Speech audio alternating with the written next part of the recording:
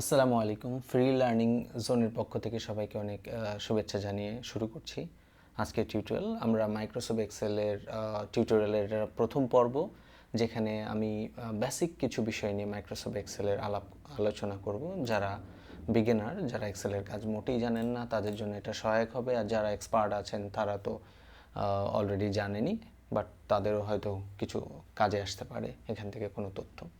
তো শুরুতেই Microsoft Excel আমরা যদি ওপেন করি, তাহলে এরকম একটি বাই ডিফল্ট শিট ওপেন হবে, যেটাকে বলে ওয়ার্কবুক, এবং এই শিটটার নাম এখানে দেওয়া আছে। আমরা যদি খেয়াল করি, আমার কার্সেন্টটা যেখানে আছে, এখানে আপনি দেখতে পাচ্ছেন নামটি হচ্ছে শিট 1। এটা হচ্ছে এই শিটের নাম।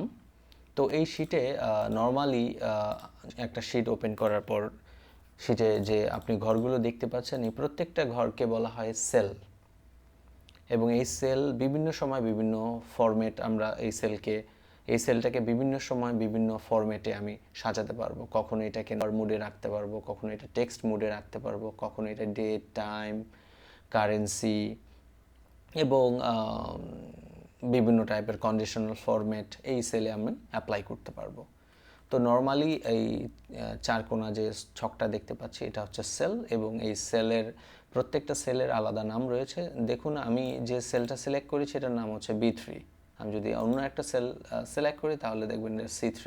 সো এই নামগুলো কিভাবে হলো, আমরা যদি খেয়াল করি, এখানে কলাম এই ABC আকারে যা দেখতে পাচ্ছেন, এগুলোকে কলাম বলা হয়। এবং আমরা ABC আকারে Z পর্যন্ত হওয়ার পরে, আমরা যদি একটু চলে যাই ডান সাইডে, Z পর্যন্ত চলার পরে এটা AA, AB, AC এভাবে নাম হবে। সো আমরা যদি খেয়াল করি, আমরা প্রথম সেলে কার্সর রেখে যদি কন্ট্রোল রাইট অ্যারো ইউজ করি, দেন আমরা আমাদের মাইক্রোসফট এক্সেলের লাস্ট কলাম চলে গেলাম, যেটা হচ্ছে XFD পর্যন্ত আমাদের এখানে কলাম আমরা পাবো ম্যাক্সিমাম। ওকে, আবার কন্ট্রোল লেফট অ্যারো ইউজ করি, আমরা রোর প্রথমে চলে আসলাম। সো এই প্রত্যেকটা যে কলাম রয়েছে, এটাকে আমরা প্রত্যেকটাকেই কলাম বলা হয়। এবং এখানে 1, 2, 3 আকারে যা দেখতে পাচ্ছেন, এটাকে বলা হয় রো। বাট ইন্ডিভিজুয়ালি প্রত্যেকটা ঘরকে বলা হয় সেল। সো আমরা যদি এভাবে সিলেক্ট করি, এটা পুরোটা হচ্ছে রো। এভাবে যদি সিলেক্ট করি, এটা পুরোটা হচ্ছে কলাম। বাট ইন্ডিভিজুয়ালি যদি আমরা সিলেক্ট করি কোনো ঘরকে, সেটা হচ্ছে সেল। সো প্রত্যেকটা কলামের যেমন নাম রয়েছে, প্রত্যেকটা রোয়েরও তেমন নাম রয়েছে। সো আমি যদি এখানে কার্সর রাখি, দ্যাট মিনস এটা হচ্ছে B নাম্বার কলামের, অর্থাৎ এই সেলটার নাম হচ্ছে B3। এভাবে হলো, অর্থাৎ B নাম্বার কলামের 3 নাম্বার রোতে সে আছে, সো এটা B3। আমি যদি কার্সর এখানে রাখি, সো এইটার নাম হচ্ছে A3। কীভাবে হলো, A নাম্বার কলামের 3 নাম্বার রোতে এটা আছে, সো এটা হচ্ছে A3। সো আমরা যদি ফিউচারে কখনো ফর্মুলা ইউজ করতে চাই, তাহলে নর্মালি একটা ঘরে ডেটার সাথে আরেকটা ঘরের ডেটা যখন যোগ, বিয়োগ, গুণ, ভাগ করব, তখন ডেটাকে সে চিনবে না, সে চিনবে ঘরকে। সো আমি যদি একটা এক্সাম্পল দেখাই, আমি ধরে নিলাম এই সেলে আছে 10 এবং এই সেলে রাখলাম 15। এখন যদি আমি যোগ করতে চাই, তাহলে এখানে সেলের যে আইডেন্টিটি আছে, অর্থাৎ সেলের যে নাম আছে, সেটার উপর বেস করে আমরা ক্যালকুলেশন করব। সো এক্ষেত্রে সেলের নামটা খুব ইম্পর্টেন্ট। সো আমি একটু জাস্ট দেখাই, ইকুয়াল ইউজ করতে হবে। যে কোনো এক্সেলে আপনি ফাংশন ইউজ করেন, ফর্মুলা বা ফাংশন যেটাই বলেন না কেন, এখানে অবশ্যই প্রথমে ইকুয়াল ইউজ করতে হবে। ইকুয়াল ইউজ করে আমরা যদি বলি এই অর্থাৎ B3-কে গুণ করো C3 দিয়ে, দেন যদি আমি এন্টার প্রেস করি, তাহলে দেখবো 150 হয়ে গেল। সো আপনারা যদি এই কার্সরটা আমি যদি এই রেজাল্টের কলামে রাখি, সেলে রাখি, সরি, তখন আমরা দেখতে পারবো B3-কে গুণ করা হয়েছে C3 দিয়ে। দ্যাট মিনস হচ্ছে এখানে আপনি একটা সেলে যে ডেটাই রাখেন না কেন, সেটাকে যদি আপনি ক্যালকুলেট করতে চান বা যে সেটা দিয়ে কোনো ধরনের রেজাল্ট আপনি নিতে চান, সেক্ষেত্রে সেলের যে আইডেন্টিটি আছে, সেলের যে নাম আছে, সেটা খুব ইম্পর্টেন্ট। তাহলে আমরা আজকে যেটা বেসিক শিখলাম, সেটা হচ্ছে যে এক্সেলে প্রত্যেকটা ঘর, দ্যাট মিনস এক্সেলে মূল ইম্পর্টেন্ট হচ্ছে কলাম এবং অন্যদিকে রয়েছে হচ্ছে রো এবং সেল। ওকে, এছাড়া এক্সেলে আরও কিছু বেসিক আছে, যেমন ধরেন আমরা যদি এখানে লিখলাম নেম, আইডি,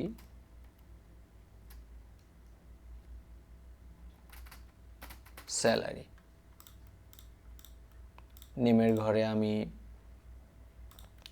নেম এবং আইডির মিডল পয়েন্টে যদি আমার কোনো কলাম প্রয়োজন পড়ে তখন আমি কিভাবে এটা নিব? রাইট ক্লিক করব, ইনসার্টে যাব, অর্থাৎ কলাম সিলেক্ট করে যখন আমি ইনসার্ট দেব তখন এখানে একটি কলাম ইনসার্ট হয়ে যাবে। আবার যদি আমি এটাকে ডিলিট করতে চাই, রাইট ক্লিক করে ডিলিট করতে পারবো, অথবা কিবোর্ড থেকে কন্ট্রোল প্লাস দিলেও মাইনাস দিলেও এটা ডিলিট হয়ে যাবে, এবং কন্ট্রোল প্লাস দিলে সেল ইনসার্ট হয়ে যাবে। সো এই বেসিক জিনিসগুলো আসলে কাজ করতে লাগবে। এছাড়া আরও রয়েছে টেবিলের ব্যবহার রয়েছে। এক্সেলে আমরা অনেক সময় দেখি বিভিন্ন ধরনের রেজাল্ট তৈরি হয় টেবিল দিয়ে। নর্মালি এক্সেলে যে ঘরগুলো আমরা দেখতে পাচ্ছি জলছাপের মতো অস্পষ্ট, এগুলো হচ্ছে গ্রিড বলে এটাকে। আমরা যদি ভিউ ট্যাবে যাই গ্রিড লাইন দেখতে পাবো।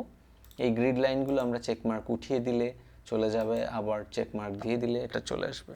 এই গ্রিড লাইনগুলো জাস্ট এটা গ্রে কালার ভিজিবল এরিয়া, যেটা দিয়ে আপনাকে সেলগুলোর ভিজিবিলিটি আপনাকে বোঝায়।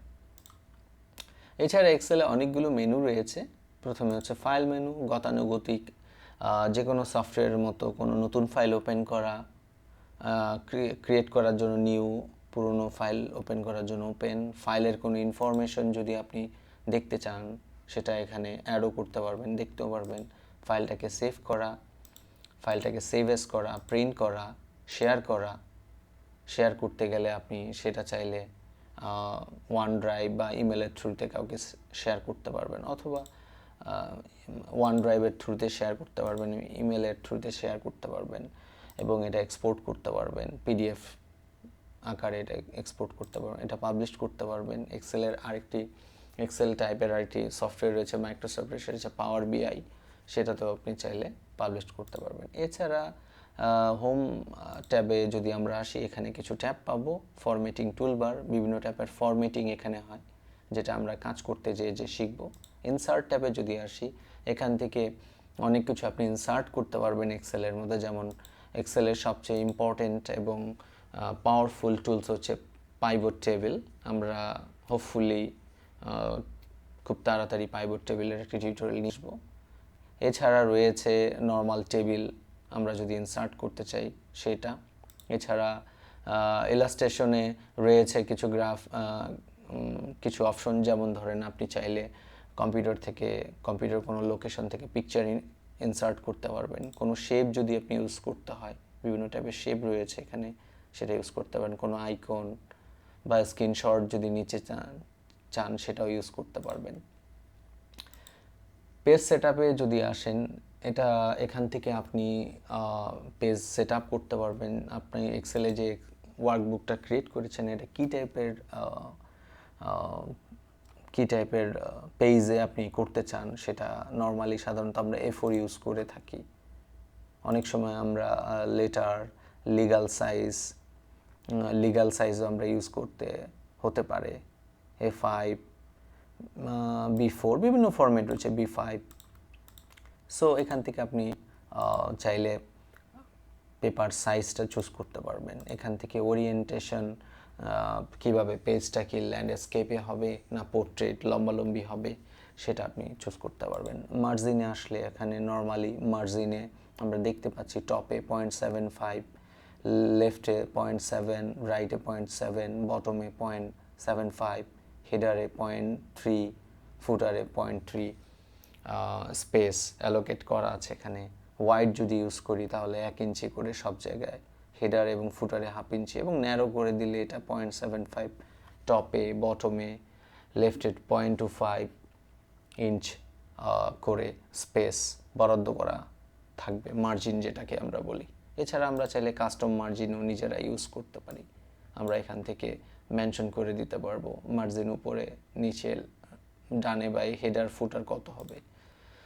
সো এইটা গেল হচ্ছে মার্জিন ওরিয়েন্টেশন শিখলাম আমরা, পেপার সেট আপ শিখলাম, প্রিন্ট এরিয়া এটা একটা ইম্পর্টেন্ট। আমি এক্সেলে যে পার্টটুক প্রিন্ট করতে যাব সেইটুক সিলেক্ট করে যদি আমরা সেট প্রিন্ট এরিয়া দিই তাহলে ওই পার্টটায় আমরা দেখতে পাচ্ছি একটা বক্স আকারে তৈরি হয়ে গেছে। সো আমরা যখন প্রিন্ট দেবো অনলি এই জায়গাটাই প্রিন্ট হবে, এবং আমরা চাইলে এটাকে ক্লিয়ারও করে দিতে পারি। পেজ ব্রেক থেকে আমরা ব্ল্যাঙ্ক পেজ নিতে পারবো বা কোনো পেজ রিমুভ করতে পারবো, কোনো ব্যাকগ্রাউন্ড যদি চাই এক্সেলের ইনসার্ট করতে সেটা পারবো। এছাড়া স্কেলিংয়ের কিছু ব্যাপার রয়েছে। স্কেলিং অর্থাৎ নর্মাল আমরা যেটা দেখতে পাচ্ছি জুম লেভেল সেটা হচ্ছে 100%, যেটা এখানে আমরা দেখতে পাচ্ছি। এটা কমিয়ে বাড়িয়ে অর্থাৎ এটা কাজে লাগে তখনই যখন কোনো এক্সেলের রিপোর্ট প্রিন্ট করতে যে A4 সাইজে কভার করে না, তখন এটা ছোট বড় করে আমরা স্কেলিং করে অ্যাডজাস্ট করে নিই, এবং হাইট কত হবে পেজের এবং ওয়াইড কত হবে সেটা। এছাড়া আগেই বলেছি যে গ্রিড লাইন আমরা চাইলে এখান থেকে রাখতে পারি বা উঠিয়ে দিতে পারি। সো গ্রিড লাইন থাকলেও গ্রিড লাইন সাধারণত প্রিন্টে আসে না, প্রিন্টে যে বর্ডারগুলো আসে সেটার জন্য আমাদের মানে যেটাকে আমরা দেখেছিলাম এখান থেকে টেবিল ইনসার্ট করে নিতে হয়।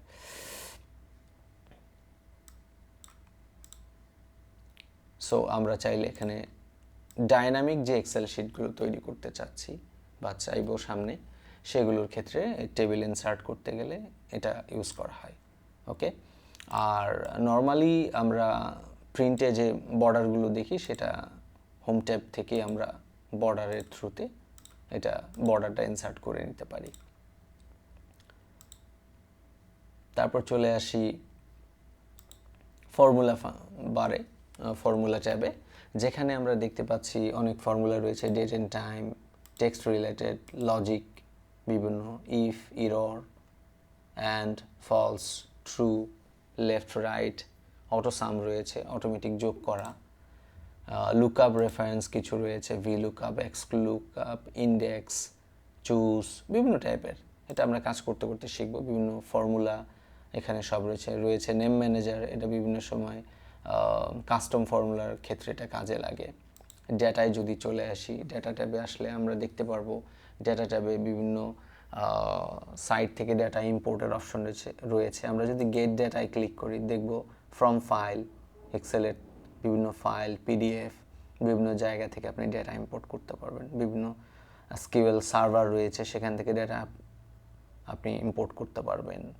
অনলাইন বিভিন্ন সাইট থেকে, যে সাইটগুলো এখানে মেনশন রয়েছে সে সাইটগুলো থেকে আপনি ডেটা ইম্পোর্ট করতে পারেন। ফ্রম আদার সোর্সেস, যেমন কোনো টেবিল থেকে, কোনো ওয়েবসাইট থেকে, বিভিন্ন সাইট থেকে আপনি ডাটা ইম্পোর্ট করতে পারবেন। ফ্রম টেক্সট অথবা সিএসবি কোনো ফরম্যাটের এক্সেল থেকে বা নর্মাল কোনো টেক্সট থেকে আপনি ইম্পোর্ট করতে পারবেন। সো এই হচ্ছে ডেটা অপশনের কাজ।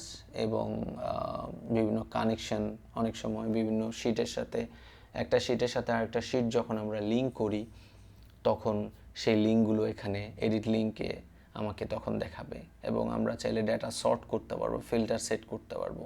টেক্সট টু কলাম আছে, অর্থাৎ একটা কলামকে ভেঙে বিভিন্ন কলামে ট্রান্সফার করতে পারবো। এছাড়া রয়েছে ডেটা ভ্যালিডেশন, অর্থাৎ একটা সেলে কী কী ডাটা লেখা যাবে, কী কী ডাটা লেখা যাবে না, এবং লেখা গেলে কতটুকু লেখা যাবে সেইটা আপনি ভ্যালিডেশন থেকে সেট করতে পারবেন।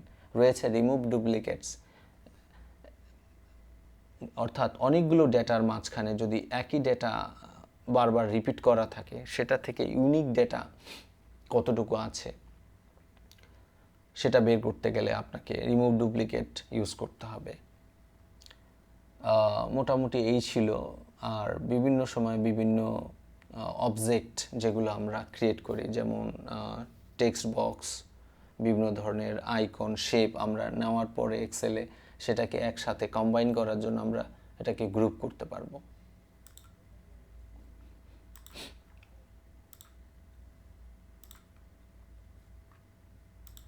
রিভিউ ট্যাবে যদি আসি, আমরা এখান থেকে স্পেলিং চেক করতে পারবো, ওয়ার্কবুকটা প্রোটেক্ট করতে পারবো, আনপ্রোটেক্ট করতে পারবো, এবং ওয়ার্কবুকের কতটুকু আমি এডিট করতে পারবো, কতটুকু করতে পারবো না, সেটা এখান থেকে নির্ধারণ করে দেওয়া যায়। ভিউয়ে যদি আসি, এখান থেকে আমরা দেখতে পারবো নর্মালি আমরা যে পেজটা দেখতে পাচ্ছি এটা নর্মাল ভিউ, কিন্তু এটা যদি পেজ ব্রেক ভিউতে চলে যাই তাহলে যতটুকু জায়গায় আমি কাজ করেছি অতটুকু জায়গায় এখানে দেখাচ্ছে। অর্থাৎ এটা জুম লেভেল আছে 60%, এটাকে 100% আমরা করে দিলাম, তাহলে আমরা পেজ ব্রেক প্রিভিউ দেখতে পাচ্ছি। অর্থাৎ যতটুকু কাজ করেছি, যতটুকু প্রিন্ট করা যাবে অতটুকুই দেখাচ্ছে। এবং নর্মালে যদি আমরা চলে আসি তাহলে এটা ফিরে আসলো স্বাভাবিকভাবে। এবং এখান থেকে আমি দেখতে পারবো ফর্মুলা বারটা থাকবে কিনা। আমি ক্লিক করার পরে ফাংশন যে ফর্মুলা বার সেটা চলে গেল, আবার ক্লিক করলে এটা রিটার্ন আসবে। গ্রিড লাইন রাখবেন কি রাখবেন না সেটা, হেডিং থাকবে কি থাকবে না, অর্থাৎ এই কলামের যে নামগুলো সেগুলো থাকবে কিনা সেটা এখান থেকে আপনি নির্ধারণ করতে পারেন। জুম লেভেলটা কত হবে সেটা। এছাড়া আপনি চাইলে এক্সেলের যে টাইটেল আছে সেটাকে ফ্রিজ করে দিতে পারবেন, অর্থাৎ স্ক্রল করলে উপরে হেডারটা ঠিক থাকবে, টাইটেলটা ঠিক থাকবে সেটা। আপনি চাইলে কোনো পেজকে স্প্লিট করতে পারবেন, হাইড করতে পারবেন। ওকে, সো এই ছিল মোটামুটি এক্সেলের বেসিক বিষয়। নেক্সট টিউটোরিয়ালে আমরা একটার পর একটা বিভিন্ন ফর্মুলা দিয়ে আমরা শিখব। ততক্ষণ পর্যন্ত সবাইকে অনেক প্রীতি এবং শুভেচ্ছা। আর আমরা এটা প্রথম টিউটোরিয়াল ছিল, আসলে টোটাল টিউটোরিয়ালটা কোনো স্ক্রিপ্ট করে আমি করিনি, যতটুকু ইনস্ট্যান্ট বলা যায় সেভাবে এই টিউটোরিয়ালটা করা হয়েছে। নেক্সট টিউটোরিয়ালে অবশ্যই কোনো একটা ফাংশন নিয়ে, স্পেসিফিক কোনো একটা ফাংশন বা কোনো একটা প্রজেক্ট নিয়ে আসবো। ততক্ষণ পর্যন্ত সবাই ভালো থাকবেন। আল্লাহ হাফেজ।